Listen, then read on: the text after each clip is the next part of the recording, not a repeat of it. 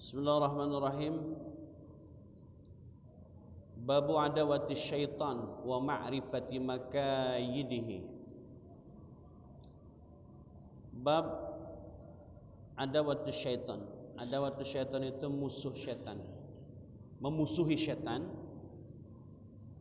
dan mengetahui wa ma'rifati makayidihi, mengetahui tipu dayanya. Harus tahu syaitan musuh kita dan kita harus mengetahui tipu daya syaitan. An Ibnu Abbas radhiyallahu taala anhuma fi qoulihi azza wa jalla.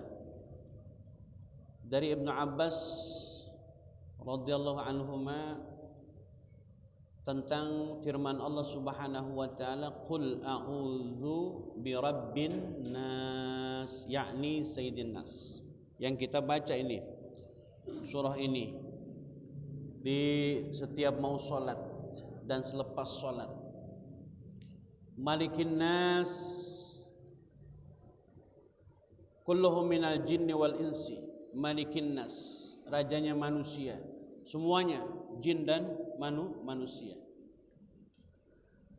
Ilahin nas, khaliqun nas, pencipta manusia. Tafsirnya, min syarril waswas, yakni min syaitan al khannas wa huwa syaitan alladhi waswisu fi sudurin nasi minal jinnati wan nas. Yaqul yadkhulu fi suduril jinni kama yadkhulu fi suduril insi. Dikatakan ayyaqul, Ibnu Abbas menyebutkan yadkhulu fi suduril jinni,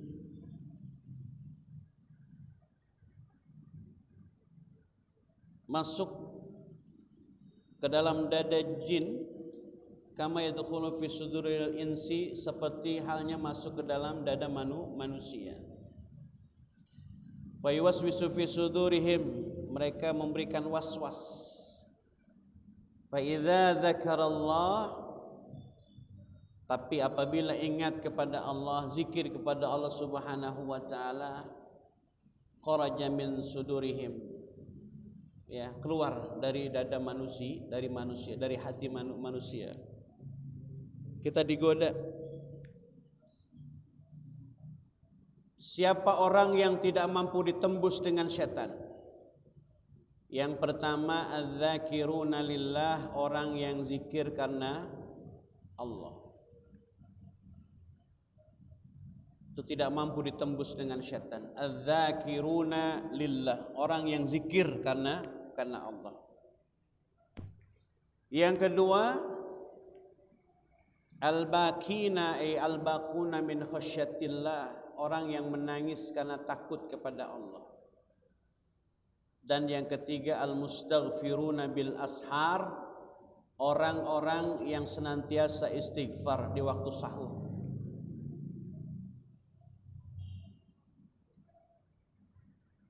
Kita kalau mencontoh Rasulullah sallallahu alaihi wasallam, Rasulullah itu saya pernah sampaikan, Rasulullah itu kalau tidur di awal waktu, Pak. Rasulullah tidur di awal waktu. Jam 10 Rasulullah tidur. Nanti bangun jam setengah 1 atau jam setengah 12. Dalam riwayat lain Rasulullah bangun tuh jam 3. Kira-kira jam 3 di waktu sahur. Dan beliau bangun, ya. Dan kalau perlu sama istri beliau itu setelah bangun. Ini udah saya sampaikan. Bu'ithu da'iyan wa muballighan wa laysa ilayya minal hidayah syai'un, kata Rasulullah, aku diutus da'iyan, untuk menjadi da'i, untuk memberikan dakwah, wa muballighan, untuk menyampaikan risalah, wa laysa ilayya minal hidayati syai'un, dan aku tidak punya otoritas, tidak punya kekuatan untuk memberikan hidayah. Nabi saja tidak bisa memberikan hidayah. Siapa yang memberikan hidayah? Allah Subhanahu wa ta'ala. Sebegitu inginnya Rasulullah agar pamannya mendapatkan hidayah untuk bisa mengucapkan syahadat. Apa kata Allah Subhanahu wa ta'ala? Innaka la tahdi man ahbabta. Kamu tidak bisa memberikan hidayah kepada orang yang kamu cintai. Karenanya tugas kita hanya ngajak orang sholat. Ayo bang kita sholat berjamaah, ayo bang kita ngaji. Itu doang tugas kita, Pak. Nggak usah pakai ditakut-takutin. Lu nggak sholat kagak mau takut sama neraka. Enggak, Pak. Orang kalau belum dapat hidayah mau ditakut-takutin neraka, pedihnya kayak apa, nggak akan dapat. Sehingga ketika para malaikat berkumpul menghadiri majlis-majlis ilmu kayak begini, majlis zikir kayak begini, para malaikat ditugaskan oleh Allah Subhanahu wa ta'ala. Apa kata Allah? Bagaimana kamu melihat hamba-hambaku ya Allah, mereka sedang bertasbih, sedang memujimu. Apa yang mereka minta? Mereka minta surga ya Allah. Emang mereka udah pada lihat belum ya Allah? Bagaimana kalau mereka melihat surga? Oh, pastinya akan lebih dahsyat lagi mereka memujimu. Begitu kata malaikat. Terus mereka berlindung dari apa? Dari neraka ya Allah. Emang mereka sudah melihat neraka? Belum ya Allah. Bagaimana kalau mereka sudah melihat neraka? Oh, pasti mereka lebih hebat lagi untuk lari, untuk menghindar dari neraka, untuk tidak dengan cara tidak melakukan maksiat kepadamu hai Allah. Kenapa? Dosa yang dilakukan manusia tidak nampak, tidak seperti umat-umat terdahulu. Umat terdahulu kalau melakukan dosa di pintunya ditulis tuh, Fulan bin Fulan hari ini jam ini bulan ini melakukan dosa, ketulis. Umat terdahulu kalau melakukan dosa itu, kalau lidahnya yang melakukan berkata bohong, maka lidahnya dipotong. Tuh. Syariat yang diberikan kepada umat terdahulu itu begitu berat. Tidak seperti syariat yang diberikan kepada Nabi Muhammad sallallahu alaihi wasallam.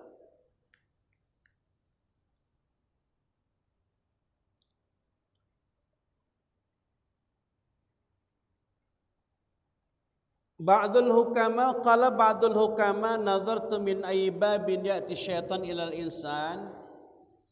Aku memperhatikan dari mana saja syaitan itu menembus manusia atau datang menggoda manusia. Ternyata pintu syaitan itu ada 10. Ada berapa? Ada 10. Yang pertama ya'ti min kibalil harsi wa su'il dhan. Syaitan itu datang dari arah al-harsu. Al-harsu itu rakus. Wa su'il dhan, dan berburuk sangka. Itu perangkap dan tipu daya serta pintu masuknya syaitan. Rakus, kemudian su'udzon, berburuk sangka. Kalau sudah su'udzon terhadap manusia, maka berpotensi kita su'udzon terhadap Allah Subhanahu wa ta'ala. Padahal kata Nabi, la yamutanna ahadukum illa wa antum yuhsinu dhanni billah. Jangan mati kalian semua kecuali dalam keadaan berbaik sangka kepada Allah Subhanahu wa ta'ala. Faqabaltuhu bithiqqah wal qanaah. Lalu aku menyikapinya dengan thiqqah, dengan menjaga kehormatan, wal qanaah, dan qanaah itu nerima. Qanaah itu nerima. Faqultu bi ayatin, dasarnya apa? Wa ma min dabatin fil ardi illa 'alallahi rizquha. Tidak ada binatang yang melata di dunia ini, di bumi, kecuali rizkinya atas tanggungan Allah Subhanahu wa taala. Kita mau nguber duit dari pagi sampai sore sampai ketemu malam, emang dasar rezeki kita segayung pucung nggak bakalan ketemu. Sampai ngelupain ibadah, ngelupain sholat, ngelupain kewajiban. Rizki kita sudah Allah atur. Ini terkadang kita lupa. Rizki sudah kita fahami. Makanya ini makna raditu billahi robba wa bil islami dina wa bi Muhammadin nabi. Ya raditu billahi robba, aku ridho Allah sebagai Tuhan. Manakala kita kemudian mengejar dunia sampai kemudian melupakan ibadah, maka belum raditu billahi robba. Ya Pak ya? Belum raditu billahi robba. Raditu billahi robba itu maknanya adalah aku ridho dengan aturan yang Allah berikan. Aku ridho dengan rizki yang Allah berikan. Aku ridho dengan musibah yang Allah berikan, yang Allah ujikan kepadaku. Aku ridho dengan hal-hal yang baik menurut Allah, walaupun menurut aku belum tentu baik. Begitu. Itu makna raditu billah. Tapi kenyataan dalam hidup kita, seringkali kita kemudian lupa bahwa raditu billahi robba itu bukan hanya sekedar kalimat yang kita baca amalannya setiap maghrib dan sholat subuh. Tapi lebih dari itu, kalau kita sudah raditu billahi robba, pembahasannya kita temukan dalam Nasaihud Dunia wal Wasaya al Imaniyah. Sayyid Abdullah bin Alawi al Haddad menyebutkan itu. Al-ridho, raditu billahi robba, aku ridho Allah sebagai Tuhan. Sehingga apa kata Allah Subhanahu wa taala, idza aznabta dzamban saghiran fala tanzur ila sigharihi. Kalau kamu melakukan dosa, jangan lihat kecil. Idza aznabta dzamban saghiran fala tanzur ila sigharihi. Kalau kamu melakukan dosa, jangan lihat kecilnya dosa. Tapi kepada siapa kita berdosa? Kepada Allah. Wa idza asabaka khairan yasiran fala tanzur ila sigharihi. Kalau kamu dikasih rizki sedikit, jangan lihat kecilnya rizki. Ya, dapat duit dikit amat ini ya, mana belum anu, begitu kita Pak. Kali kalau ada tambahan mah enak. Coba, kalau kita memahami raditu billahi robba, tidak. Tapi memang kenyataannya manusia apa Pak? Khuliqal insanu halu'a. Manusia diciptakan ngeluh. Al-Ma'arij ayat 19. Idza masau syarru jazua, kalau dikasih cobaan ya Allah begitu ngeluh. Wa idza masahul khairu manu'a, kalau dikasih nikmat cenderung pelit. Tapi ternyata illal musallin, kecuali orang-orang yang salat. Siapa mereka? Alladzina hum ala salatihim daimun, orang-orang yang salatnya daimun, mudawamah. Salat yang kita kerjakan, pertama, sederhananya kita bisa mendefinisikan salat yang kita lakukan itu, pertama bukan hanya menggugurkan kewajiban, tapi salat yang kita lakukan itu justru menghapus kesalahan kita kepada Allah. Salat yang kita kerjakan itu. Terus kemudian orang yang kemudian istiqomah dengan salatnya, dia akan terhindar dari penyakit yang namanya ngeluh. Penyakit yang namanya ngeluh, ya. Karena totalitas dia dalam beribadah terbawa dalam kesehariannya. Iyyaka na'budu wa iyyaka nasta'in. Dari pertama dia Pak, Allahu Akbar. Bacaan salat kalau kita pahami Pak, Allahu Akbar kabira walhamdulillahi katsira wa subhanallahi bukratan wa asila, inni wajjahtu wajhiya lilladzi fataras samawati wal ardh hanifan muslima wa ma ana minal musyrikin. Inna salati, sesungguhnya Salatku wa nusuki, ibadahku wa mahyaya, hidupku wa mamati, matiku lillahi rabbil alamin, hanya untuk Allah. Fatihah kemudian kita baca lafaz iyyaka na'budu wa iyyaka nasta'in, hanya kepadamu kami menyembah dan hanya kepadamu kami mohon pertolongan. Begitu kita kemudian meminta pertolongan kepada selain Allah, kita belum iyyaka na'budu wa iyyaka nasta'in, belum raditu billahi rabba, belum lagi Islam Pak, wabil islami dina, dengan Islam sebagai agama. Konsekuensinya apa Islam sebagai agama? Ya jalankan Islam ini dengan baik dan benar. Jalankan agama ini dengan baik dan benar. Karena tidak ada agama yang paling diterima kecuali agama Islam. Dan bersyukur Pak, kata Abu Bakar, nikmat yang paling besar adalah nikmat ketika kita menjadi muslim, menjadi mukmin dan memiliki nabi seperti Nabi Muhammad sallallahu alaihi wasallam. Dan jangan lupa juga nikmat sehat.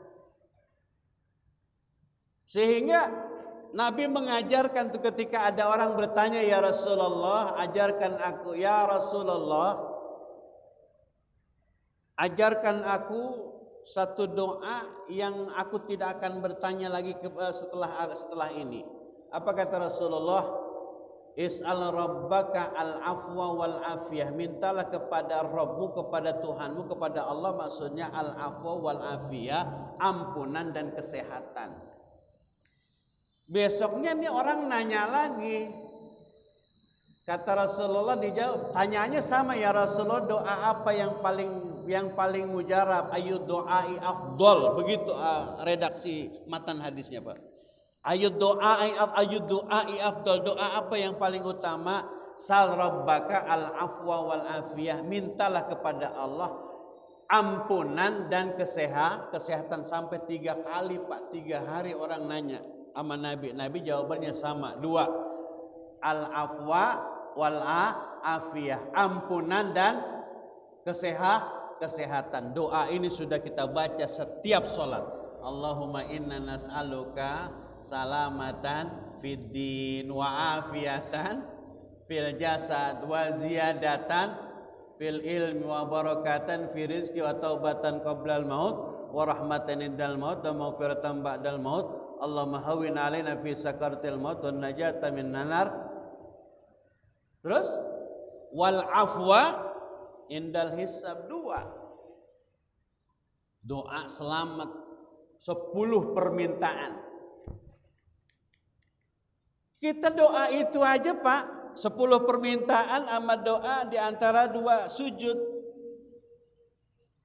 Rabbighfirli warhamni wajburni warfa'ni warzuqni wahdini wa'afini wa'fu'ani. 10 sama 8, 18 permintaan kita minta tiap hari. Cukup, gak perlu yang lain. Ya? Kita ulang-ulang terus. Karena apa? Karena Rasulullah itu suka ngulang-ulang doa. Jangan remehkan doa Rabbana atina fid dunya hasanah wa fil akhirati hasanah wa qina adzabannar. Ini buat para imam, para guru-guru, kalau udah baca doa Rabbana atina fid dunya hasanah, jangan ditambahin lagi. Kalau udah Rabbana atina berarti pisang mau keluar. Jangan ditambahin lagi. Kalau doa itu terakhirnya apa Pak? Rabbighfir lana wa liwalidina warhamhuma kama rabbayana shighara. Rabbana atina fid dunya hasanah wa fil akhirati hasanah wa qina adzabannar. Kalau wa qina adzabannar jangan ditambahin lagi udah. Makmum juga tahu, wah udah mau kelar nih alhamdulillah, udah Rabbana atina. Begitu adzabannar, Allahumma inna nas'aluka salamatan fid din, ya ditambahin lagi. Orang juga amin. Amin lah, udah Rabbana atina pakai ditambah lagi. Jadi Rabbana atina itu penutup doa. Apakah ada urutannya? Iya, urutannya begitu. Karena itu kesimpulan dari semua doa. Bapak, kesimpulan dari semua doa, sinopsis doa kita, semua permohonan dari A sampai Z itu dikompilasi, disederhanakan menjadi doa Rabbana atina fid dunya hasanah wa fil akhirati hasanah wa qina adzabannar. Sama seperti Al-Qur'an. 30 juz, 6.666 ayat, kita agar memudahkan menyebutnya 6.666 ayat, 114 surah Quran. Semua itu yang 30 juz itu semuanya terkumpul dalam surah Al-Fatihah. Sehingga banyak fadilah-fadilah. Kalau kita baca kulhu nih, makanya Pak, nanti bisa kita menjadi saksi. Kita habis maghrib, makanya jangan pernah ninggalin kulhu berapa kali? Tiga kali. Kalau kita baca kulhu 3 kali, kata Nabi, sama seperti menghatamkan Al-Quran. Berarti kita tiap hari hatam Quran, Ustaz. Iya, fadilahnya. Cuman jangan kemudian nggak sama sekali baca Quran. Lu nggak baca Quran, gue udah hatam tiap hari gitu. Lah kita bukan Sayyidina Ali. Fadilahnya sama seperti itu. Hadirin jamaah rahimakumullah.